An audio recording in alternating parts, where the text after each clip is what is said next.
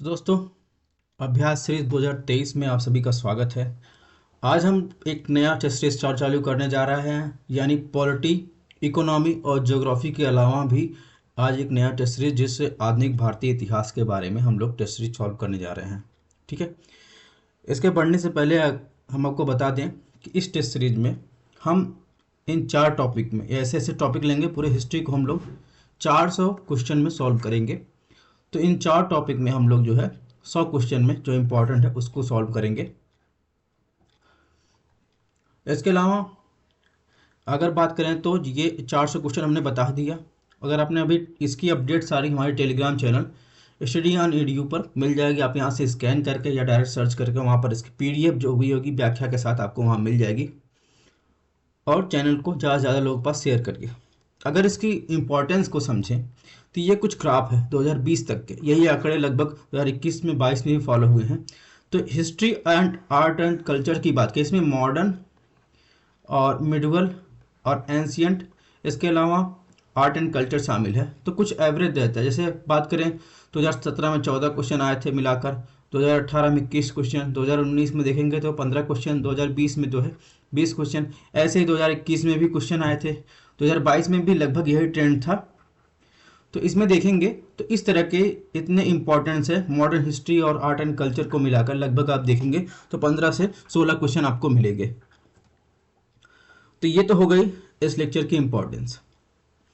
जैसे मैंने पहले भी कहा है, आप किसी दूसरे की रणनीति पर भरोसा ना करते हुए आप प्रीवियस ईयर के क्वेश्चन पर देखिए तो आपको पता चल जाएगा कि किस टॉपिक का कितना वेटेज है और आपको तो अपनी प्राथमिकताएं कैसे तय करनी है टॉपिक के अनुसार। तो चलिए सबसे पहले आज पहले क्वेश्चन की शुरुआत करते हैं। मॉडर्न हिस्ट्री से रिलेटेड है। औरंगजेब के बाद मुगल साम्राज्य के संदर्भ में निम्नलिखित कथनों पर विचार करें। ऑप्शन 1 की बात करें तो इसमें बहादुर शाह प्रथम जो 1707 से 1712 तक शासन किया और जहांगीर शाह 1712 से 1713 दोनों ने राजपूतों के प्रति आधी अधूरी नीति अपनाई। तो ऑप्शन 1 है। ऑप्शन 2 है, इजारा की शुरुआत जहांगीर शाह ने बंगाल में की थी। ऑप्शन 3 है, बहादुर शाह प्रथम 1707 से 1712 को साहेब बेखबरी कहा जाता था। उपयुक्त कथन में कौन सा कथन सही है?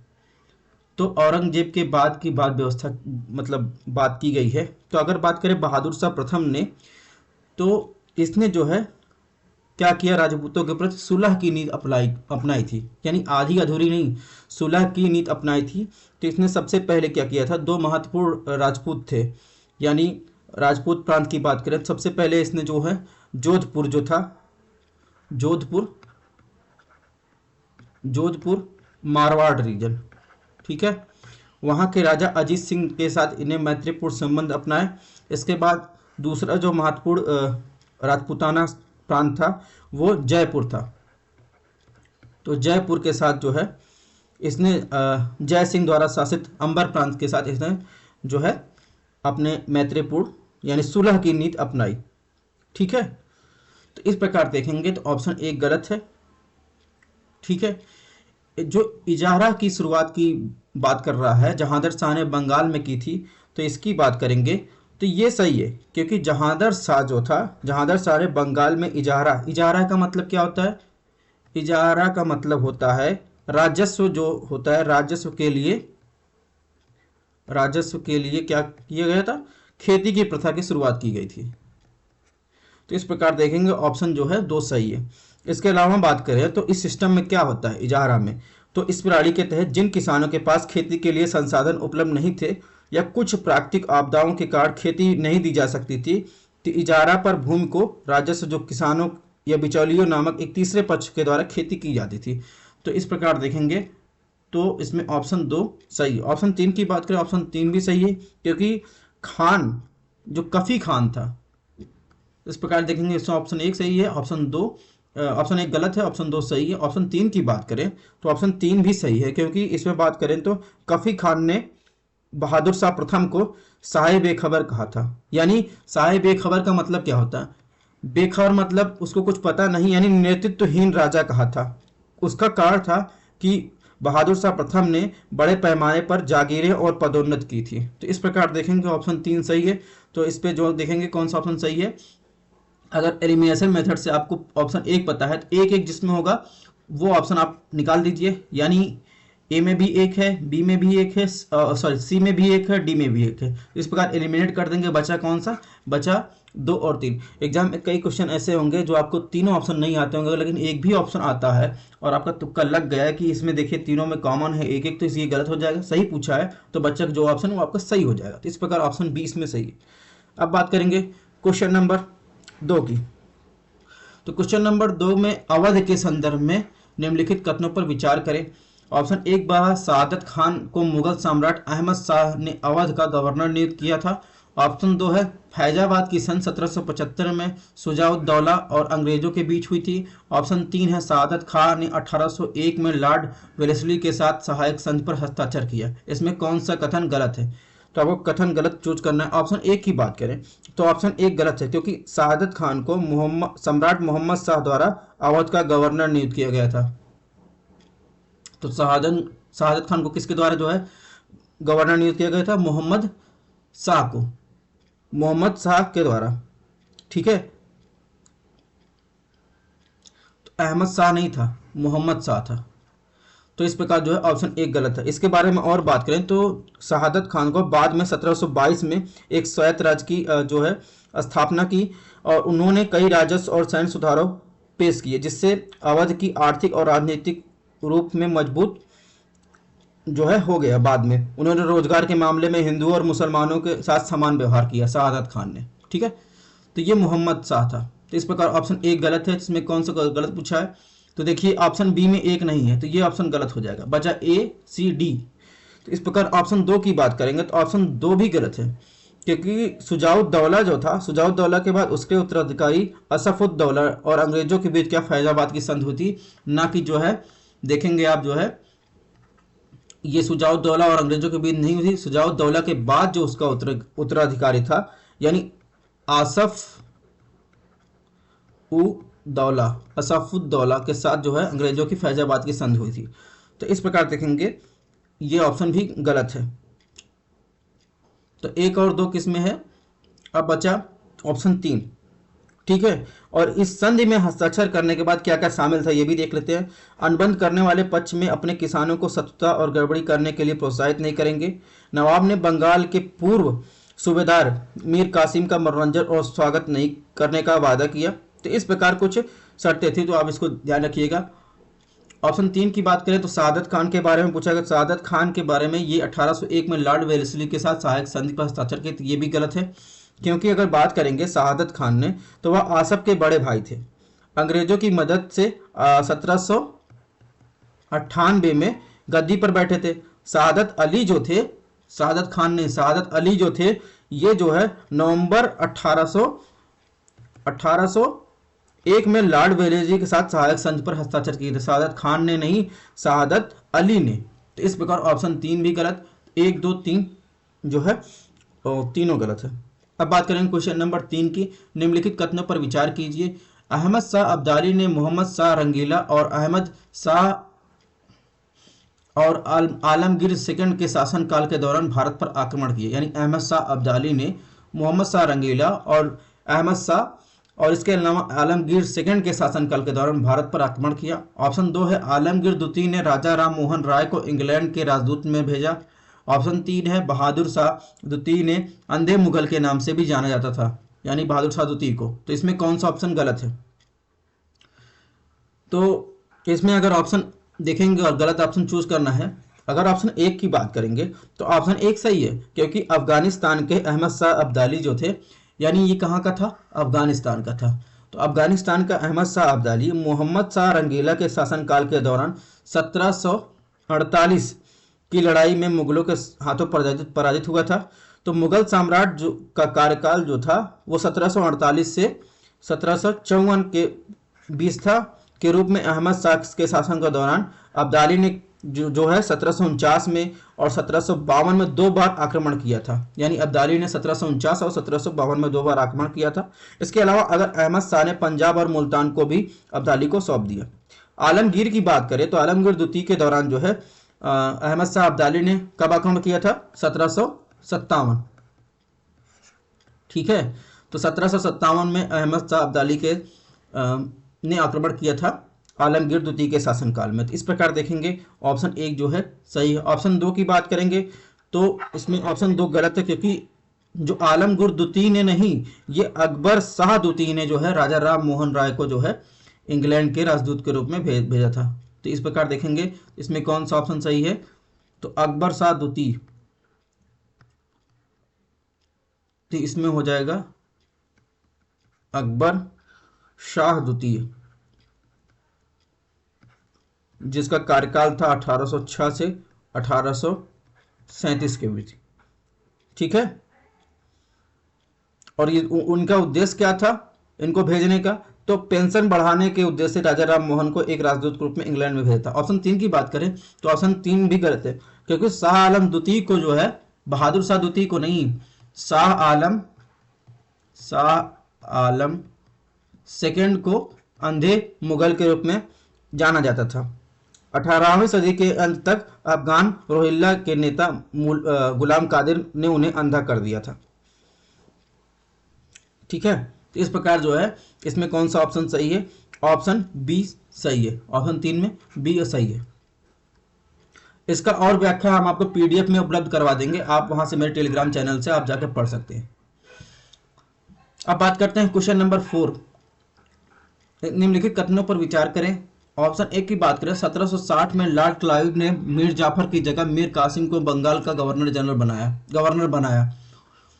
ऑप्शन 2 की बात करें, प्लासी की लड़ाई ने मुगल सम्राट को अंग्रेज का पेंशन भोगी बनाया। इसमें कौन सा कथन सही है?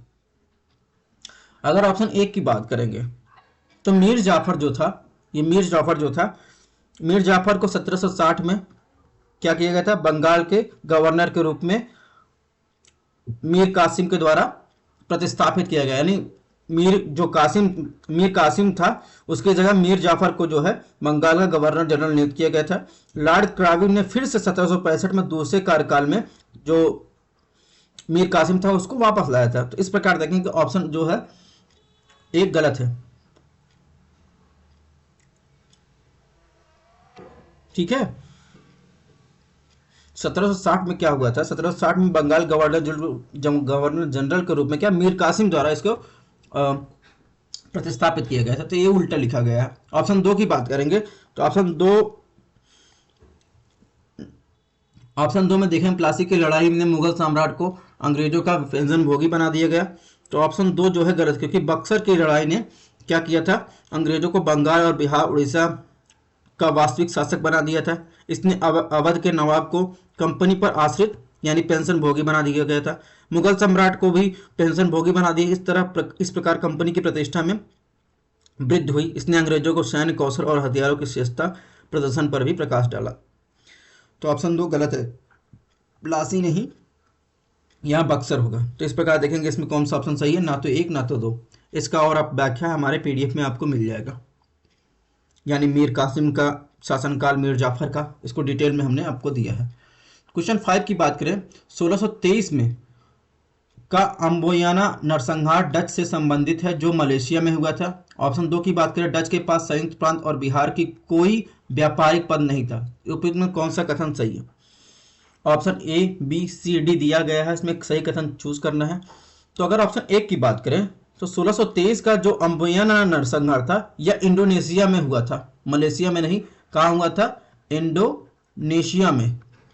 ठीक है, जहां डचों ने 10 अंग्रेजों और 9 जापानी लोगों को मार डाला था। तो इस प्रकार ऑप्शन 1 गलत है। ऑप्शन 2 की बात करें तो ऑप्शन 2 भी गलत है, क्योंकि डचों के पास क्या था, व्यापारिक डिपो पोस्ट उत्तर प्रदेश के आगरा, बिहार में पटना में थे। इसके अलावा क्या था, उनके पास निम्नलिखित स्थानों पर जो भी इस भारत भर में व्यापारिक पद थे। जैसे अगर गुजरात की बात करें तो अहमदाबाद, सूरत, मद्रास में नागपट्टनम, केरल में कोच्चिन, बंगाल में चिंसुरा, इसके अलावा आंध्रा में आपको मिल जाएगा मैकुलेट, मालाबार तट में माले। तो ये इसके अलावा भी पद थे। तो इस प्रकार ऑप्शन 2 भी गलत। इसमें कौन सा ऑप्शन सही है? क्वेश्चन ऑप्शन नंबर डी सही है। अब बात करेंगे क्वेश्चन नंबर 6 की। तो निम्नलिखित कथनों पर विचार कीजिए। ऑप्शन 1 है कैप्टन कैप्टन विलियम हॉकिंस ने जहांगीर के समकालीन थे। ऑप्शन 2 की बात करें, राजा जेम्स प्रथम ने सर थॉमस रो को राजदूत के रूप में औरंगजेब के दरबार में भेजा था। शायद ये क्वेश्चन यूपीएससी में आ चुका है, आप चेक कर लीजिएगा कौन सा कथन सही है।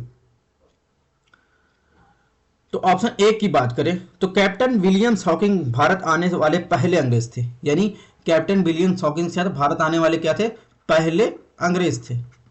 ठीक है, वह 1609 में आगरा के जहांगीर के दरबार में गया था। और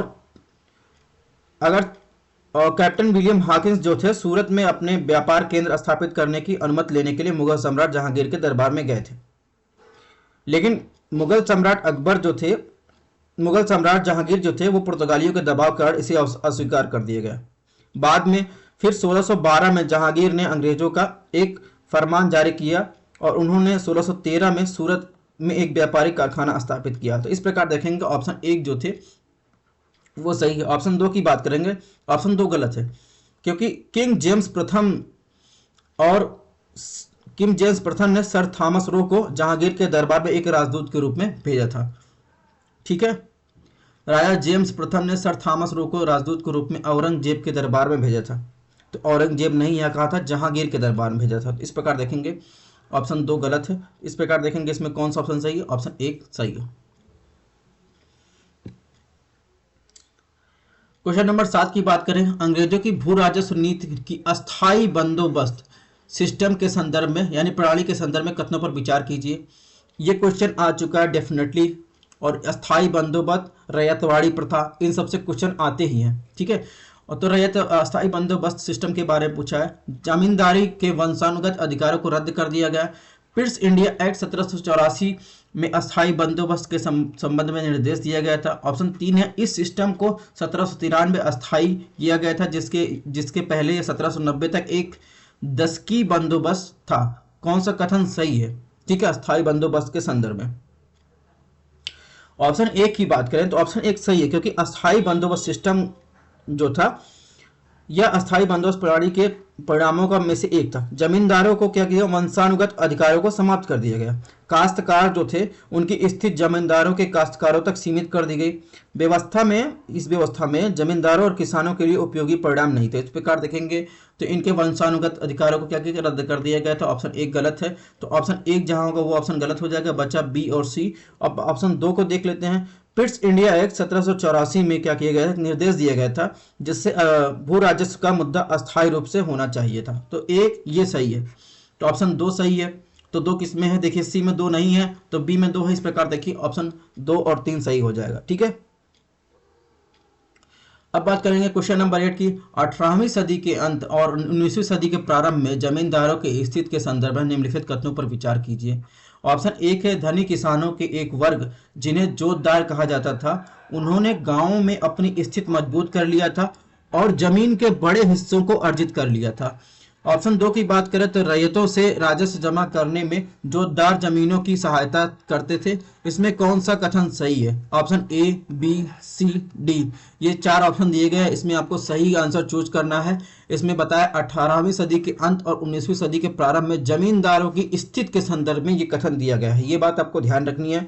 अगर बात करें ऑप्शन 1 की, तो ऑप्शन 1 जो है सही है। और सही क्यों है आपको मैं एक्सप्लेनेशन से बताता हूं कि 18वीं सदी के अंत तक जहां एक और जो अनेक जमींदार संकट की स्थिति से गुजर रहे थे, तो वहीं दूसरी ओर क्या होता, धनी वर्ग जो धनी किसानों के कुछ समूहों गांव में अपनी स्थिति को मजबूत करते जा रहे थे।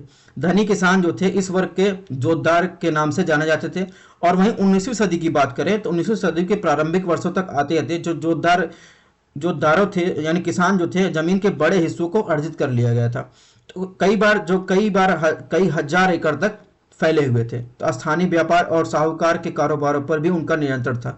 तो इस प्रकार देखेंगे वे उस क्षेत्र के गरीब किसानों पर अत्यंत शक्ति का प्रयोग करते थे। तो इस प्रकार देखेंगे ऑप्शन 1 जो है सही है। ऑप्शन 2 की बात करें तो ऑप्शन 2 गलत है, क्योंकि रैयतवारों ने राजस्व जमा करने और जोतदारों को जमींदारों की सहायता करते थे। तो ये गलत है, क्योंकि उत्तरी बंगाल के जो जोतदार सबसे अधिक शक्तिशाली थे। कुछ जगहों पर उन्हें हवलदार कहा जाता था, कुछ अन्य स्थानों पर उन्हें गाटीदार या मंडल कहते थे। तो ठीक है, तो इस प्रकार देखेंगे सहायता नहीं करते थे, तो ऑप्शन 2 गलत है।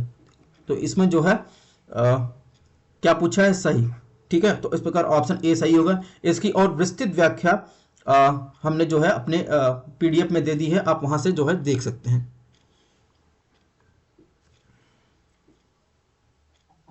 अब बात करें क्वेश्चन नंबर 9 की। 18वीं सदी में मैसूर राज्य के संदर्भ में निम्नलिखित कथनों पर विचार कीजिए। ऑप्शन एक है टीपू सुल्तान ने मस्जिद में जुमे की नमाज के धर्मोपदेश के लिए मुगल बादशाह की जगह अपना नाम शामिल किया था।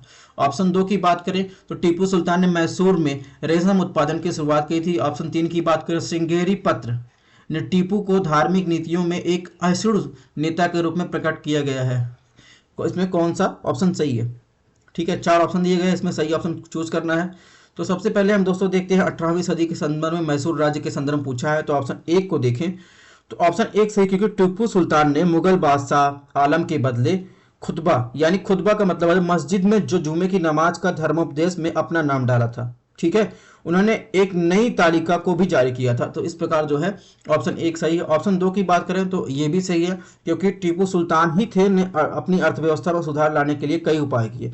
उन उपायों में से ये कहता कृषि सुधार में उन्होंने मैसूर में रेशम उत्पादन की शुरुआत की थी। इस प्रकार देखेंगे ऑप्शन 2 सही। ऑप्शन 3 की बात करें, जो श्रृंगेरी पत्रों से पता चलता है कि टीपू अपनी धार्मिक नीतियों में सहिष्णु नहीं थे, सहिष्णु थे। इस पत्र के अनुसार उन्होंने मंदिरों की मरम्मत के लिए एक निधिकरण किया था, यानी श्रीरंगपट्टम के किले के भीतर स्थित जो मंदिरों में पूजा में कभी दखल नहीं दिया गया था। उन्होंने श्रृंगेरी मंदिर में देवी शारदा की मूर्ति के निर्माण के लिए पैसे भी दिए थे। तो इस प्रकार देखेंगे ऑप्शन 3 गलत है, क्योंकि एक असहिष्णु नहीं थे, सहिष्णु नेता थे। उनका जो नजरिया था वो हिंदू धर्म के में पॉजिटिव था। तो इसमें देखेंगे कौन सा ऑप्शन सही है। तो ऑप्शन 1 और 2 सही है, यानी 3 जो है गलत है। एलिमिनेशन मेथड से अगर हमको करना होता तो 1 सही था, तो एक सही था, 2 सही था, 2 किस में नहीं था, यानी बी और सी में जो है नहीं था। 3 ऑप्शन गलत हो गया, बचा ए और डी, तो उसी में आपको 50-50 चांस खेलना था। अब बात करेंगे क्वेश्चन नंबर 10 की। निम्नलिखित कथनों पर विचार कीजिए। ऑप्शन 1 है सिस सतलुज राज्य आम तौर पर सतलुज के दक्षिण और दिल्ली के उत्तरी क्षेत्र को प्रतिनिधित्व करने के लिए इस्तेमाल किया जाने वाला शब्द है। ऑप्शन 2 की बात करें सरदेशमुखी, ये वर्ड आपको अगर हिस्ट्री के कई ऐसे वर्ड मिलेंगे जिनको आपको ध्यान रखना है, वर्ड के हिसाब से पूछ लेता है। तो सरदेशमुखी जमींदारों को दिए जाने वाला 10% राजस्व था, जबकि जो चौथ दिया जाता था दक्कन के क्षेत्र में राजस्व कलेक्टर के मुखिया को दिए जाने वाला 25% राजस्व था। इसमें कौन सा कथन सही है? ठीक है, तो इसमें सही कथन चूज करना है। अगर बात करें ऑप्शन 1 की, तो सिस सतलज राज्य 19वीं शताब्दी में पंजाब क्षेत्र के छोटे राज्यों का एक समूह था, जो उत्तर में सतलज नदी, पूर्व में हिमालय और दक्षिण में यमुना और दिल्ली जिला, पश्चिम में सिरसा जिले तक बीच था। इस प्रकार देखेंगे ऑप्शन 1 जो है सही है। इसके अलावा बात करें ब्रिटिश द्वारा इन राज्यों को सिस मतलब लैटिन भाषा में इसका मतलब होता है सतलुज के बंगाल में, यानी सतलुज कहा जाता था, क्योंकि यह राज्य सतलुज नदी के ब्रिटिश अथवा दक्षिण की ओर स्थित थे। तो इस प्रकार ऑप्शन 1 सही। ऑप्शन 2 की बात करें, ऑप्शन 2 गलत, क्योंकि सरदेशमुखी जो था यह दक्कन क्षेत्र के राजस्व संग्रहकर्ता और मुखिया द्वारा दिए जाने वाला 9 से 10% राजस्व था। और जो चौथ की बात की गई है वो जमींदारों द्वारा दिए जाने वाला 25% जो था ये राजस्व था। इसका उल्टा दिया गया है, इसमें जो है ऑप्शन 2 गलत है। तो सही पूछा है ना, तो ऑप्शन 1 सही है। अब बात करें क्वेश्चन नंबर 11 की, यानी 11 की। भारत में अंग्रेजों की सफलता के लिए जिम्मेदार कारकों और बलों के रूप में निम्नलिखित कथनों पर विचार कीजिए।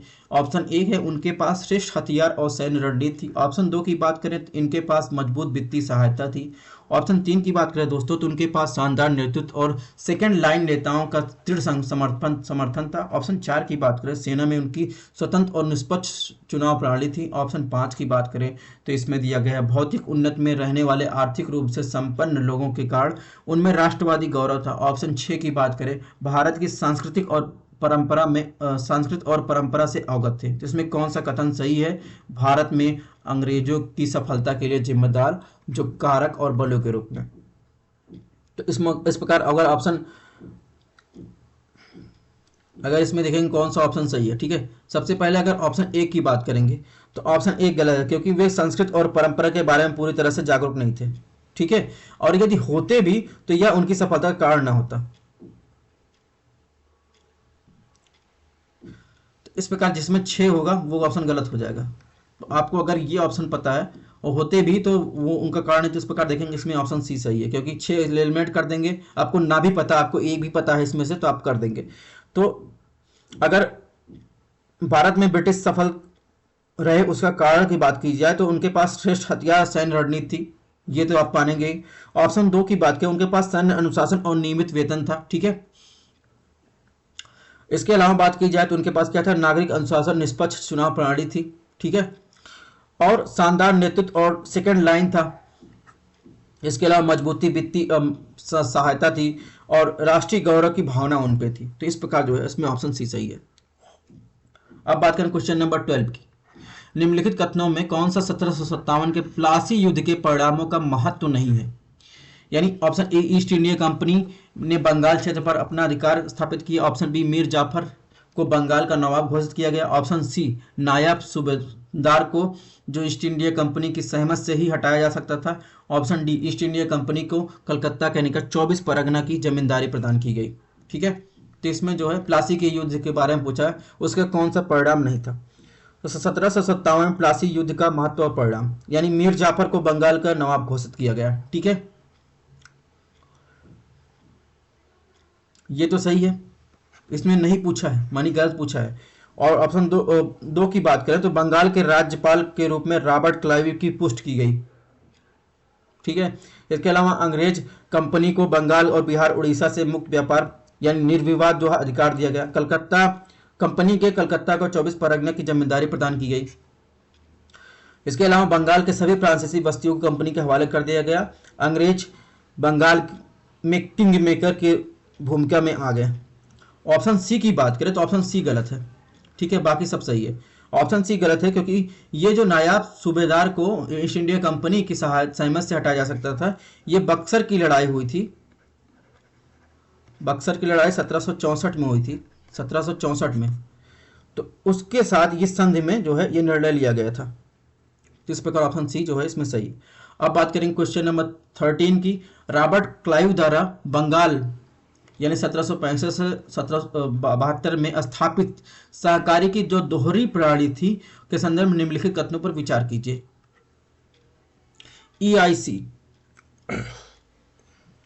ईआईसी का मतलब था, ईआईसी द्वारा ने राजा सिताब राय को बंगाल और बिहार के लिए नायाब दीवान नियुक्त किया गया था। ऑप्शन 2 की बात करें, इस व्यवस्था के तहत अंग्रेजों के पास जिम्मेदारी बिना सत्ता थी। तो ऑप्शन इसमें कौन सा कथन सही है, यानी रॉबर्ट क्लाइव के द्वारा बंगाल में स्थापित सरकार की दोहरी शासन प्रणाली के संबंध में। तो ऑप्शन ए की बात करें तो कंपनी ने क्रमशः बंगाल और बिहार के लिए 2 नायाब दीवाने यानी मोहम्मद रजा खान और राजा सिताब राय को नियुक्त किया गया था। तो इस प्रकार देखेंगे तो क्या कहते हैं नायाब नियुक्त किए गए थे मोहम्मद रजा खान, ठीक है, तो बंगाल और बिहार के लिए। तो देखेंगे इसमें क्या नाम है, सिताब राय। सिताब राय शामिल नहीं थे, मोहम्मद रजा खान सिताब राय शामिल थे। और इसके अलावा कौन शामिल था इसमें, मोहम्मद रजा खान शामिल थे। तो इस प्रकार देखेंगे ऑप्शन ए गलत है,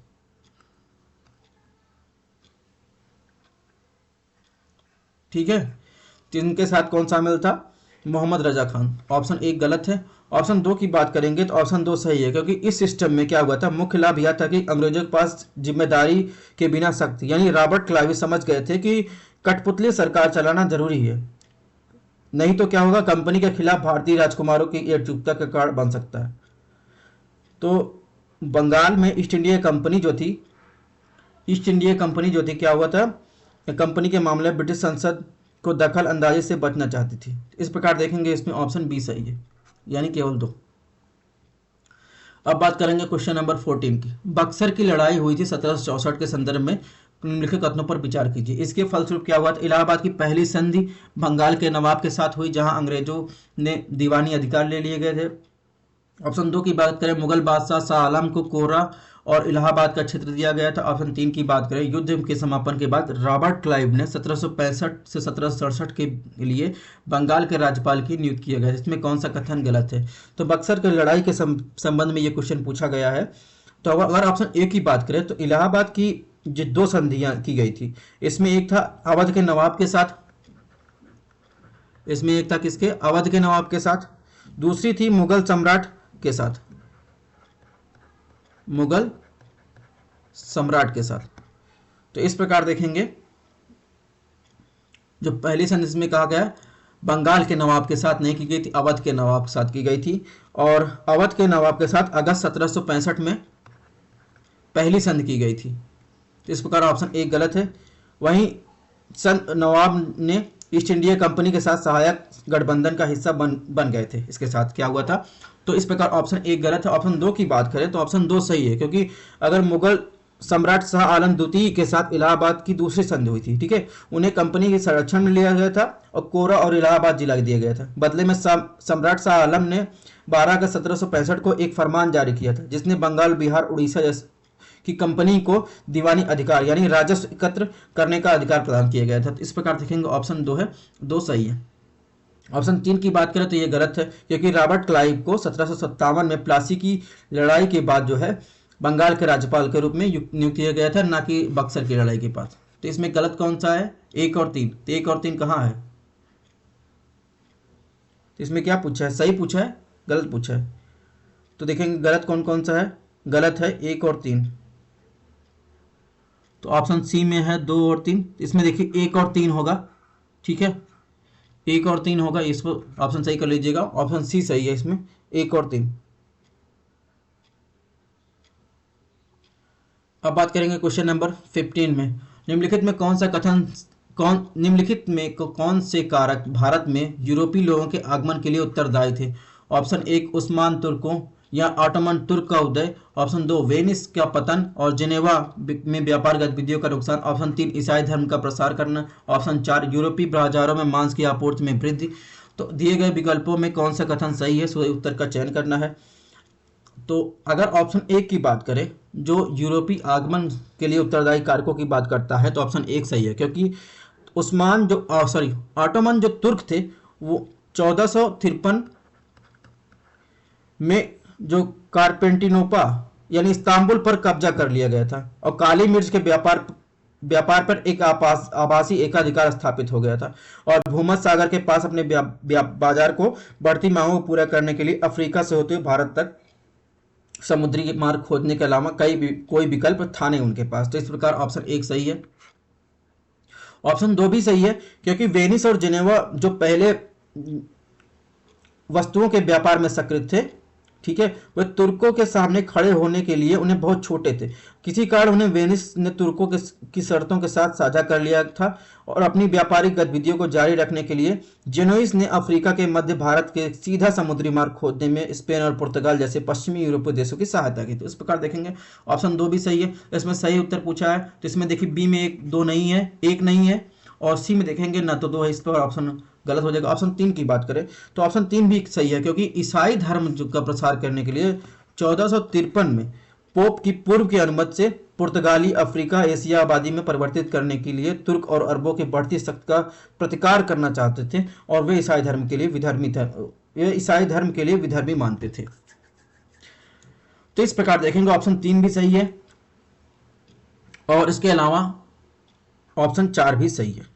तो इस प्रकार 1, 2, 3, 4 भी इसमें ऑप्शन हो जाएगा। यानी 14वीं शताब्दी में बात करें तो प्रारंभिक भाग के दौरान क्या हुआ था, यूरोप में अर्थव्यवस्था में वृद्धि के साथ क्या हुआ था, लाल सागर में व्यापार मार्गों को नियंत्रित किया था, और जवाब में जब यूरोपीय लोग ने प्राच्य वस्तुओं की बढ़ती मांग को वृद्धि हुई तो बाजार को सुस्वाद बनाने के लिए मांस की आपूर्ति में वृद्धि के कारण काली मिर्च जैसे मसालों की मांग में वृद्धि हुई। इस प्रकार जो है इस यूरोपीय लोगों का आगमन हुआ। तो इस प्रकार देखेंगे ऑप्शन 4 भी सही है। अब बात करेंगे क्वेश्चन नंबर 16 की। तो भारत में पुर्तगाली शासन के आगमन और स्थापना के संदर्भ में निम्नलिखित कथनों पर विचार कीजिए। ऑप्शन 1, जब वास्को डी गामा कालीकट की भूमि पर उतरे तो संपूर्ण मूल अरब आबादी में उनके प्रति शत्रुता की भावना थी। ऑप्शन 2 की बात करें, पुर्तगालियों ने 1508 में चौल की लड़ाई जीती, जिसके कारण भारत में पुर्तगाली शासन की स्थापना हुई। तो इसमें कौन सा कथन सही है?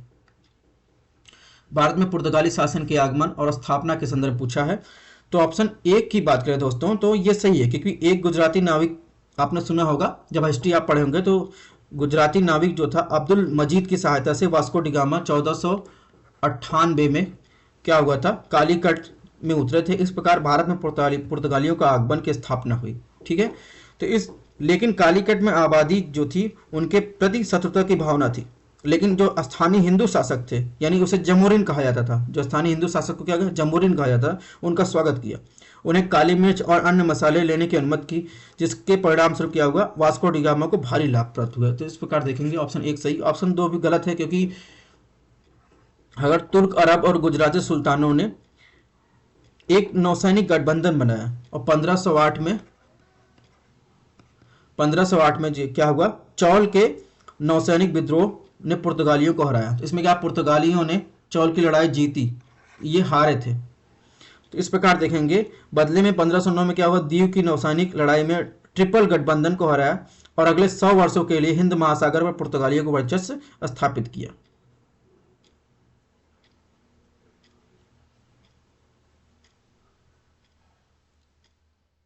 तो इस प्रकार जो है ऑप्शन दो गलत है।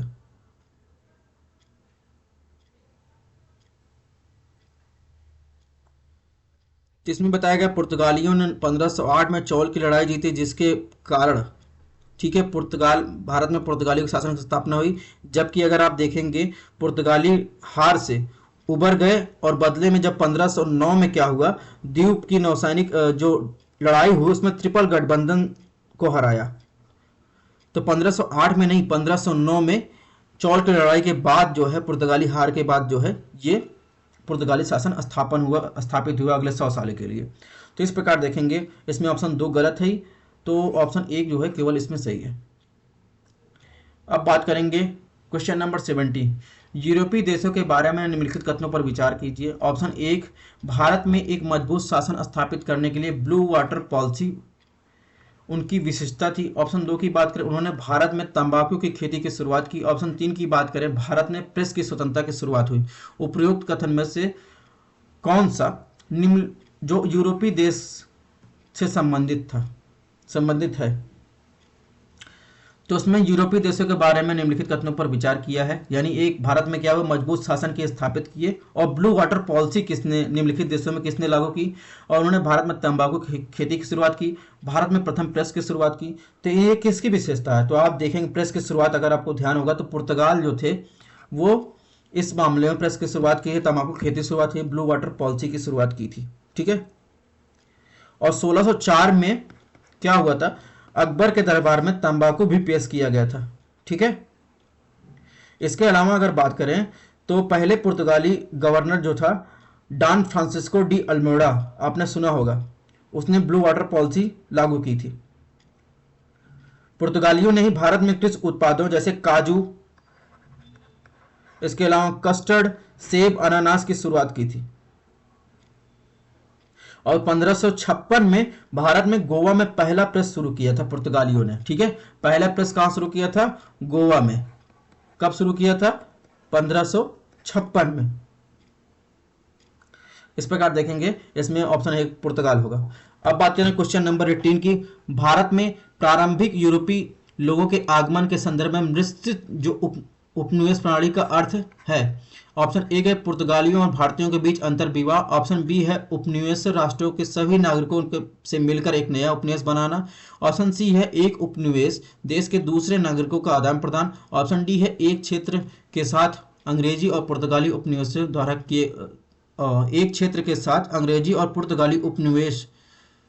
उपनिवेशवादियों के द्वारा साथ साथ शासन करना। तो इसमें क्या पूछा है? मिश्रित उपनिवेश प्रणाली है। तो इसमें आप अगर मिश्रित उपनिवेश सिस्टम की बात करें तो इस नीति के दौरान क्या हुआ था? पुर्तगालियों और भारतीयों के बीच अंतर विवाह को प्रोत्साहित करना था। यह नीति क्या होती? पूर्वी अल्बुकर्क के महानतम पुर्तगाली द्वारा यह स्थापित की गई थी। देश में पुर्तगाली शासन का वास्तविक संस्थापक माना जाता है, यानी अल्बुकर्क।